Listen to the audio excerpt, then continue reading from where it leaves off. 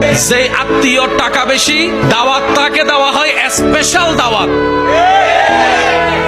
আর যতই কাছের রক্তের হোক না কেন, যদি টাকাওয়ালা না হয়, দাওয়াতও তেমন ভালো করে পাই না, মেহমানদারিও তেমন ভালো করে পাই না, খাবার খেয়েছি কি খাই নাই সেইটাও জিজ্ঞেস করার কেউ থাকে না।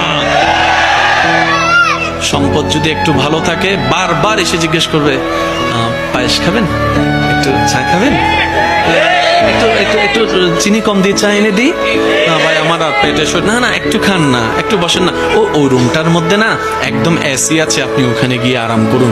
ওই দূরের আত্মীয়টা। আর যেটা কাছের আত্মীয়, সম্পদ তেমন নাই, পাশ দিয়ে গেলেও জিজ্ঞেস করে না, সে আশা নিয়ে বসে থাকে, হয়তো আমাকে একটু জিজ্ঞেস করবে, আচ্ছা খাই না খাই অন্তত জিজ্ঞেস তো একটু করুক, মনটা বড় হবে যে না আমার আত্মীয় আমাকে একটু জিজ্ঞেস করেছে।